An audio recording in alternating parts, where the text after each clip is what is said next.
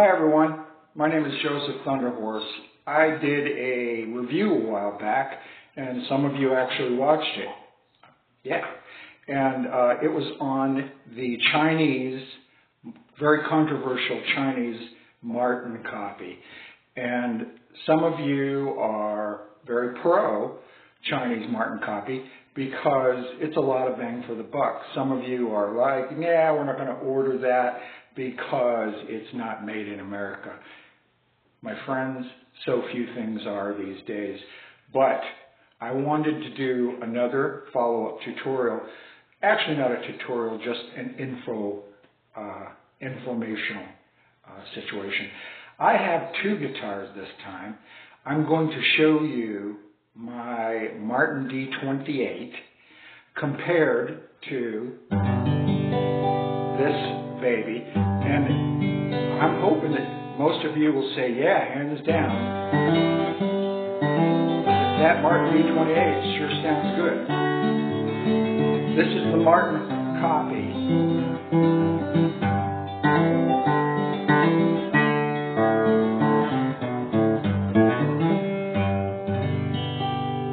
Would you help me here? Thank you. That was the Martin. Some people calling it the Charton. I love that. The Chinese, the Charton. And this is my D-28. And as you can see, it's really aged. It's from 1966. Wow. And as you can see, a lot of wear there. I know some of you are really, oh no, my guitar is starting to wear. Well, when I had this when I was 20, folks, I wasn't concerned with that. And look at that action. Let's get a good close-up of that action here. Can you see? I used to call that a bow and arrow. But it's still playable. I've had neck work on this thing not once, not twice, but 3 times. And the Charton never has to have neck work. It has a truss rod. And this is a wonderful guitar. I'm going to do the same. It's a little harder to play because it needs neck work again.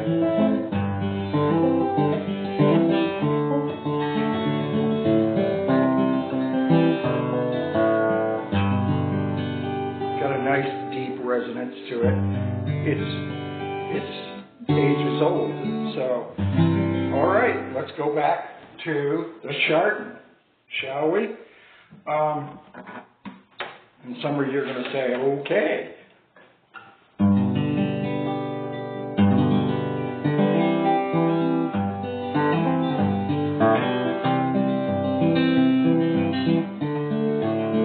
Now, they both have that nice deep resonance that we look for in guitars, especially Martins. And this one, I think, is a little brighter. But, you know, that's just me.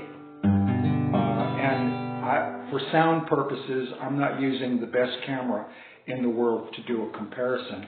However, I think you can get a kind of, sort of, from the fact that that was $1,800. And that was I believe, my cost back then.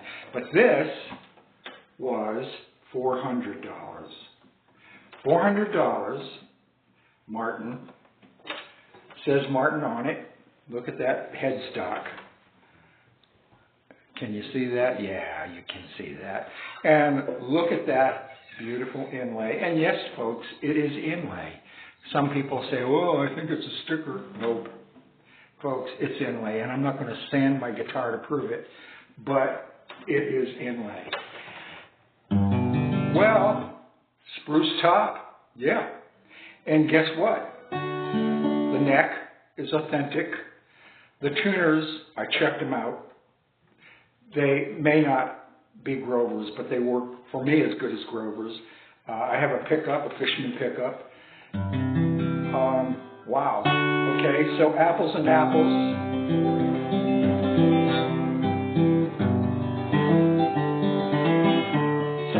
mention of me singing in the last video.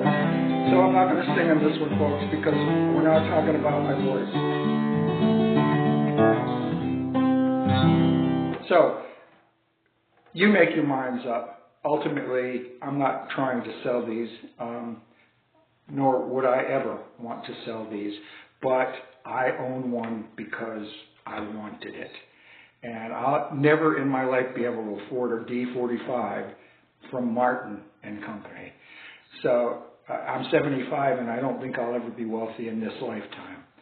So you decide, once again, may I?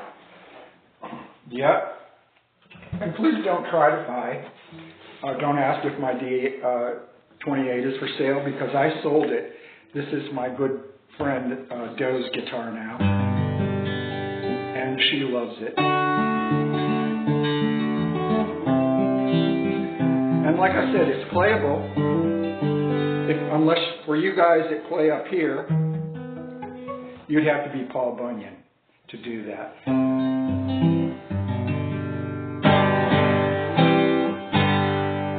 Yeah, it's pretty. So anyway, thanks. Joe Thunderhorse out.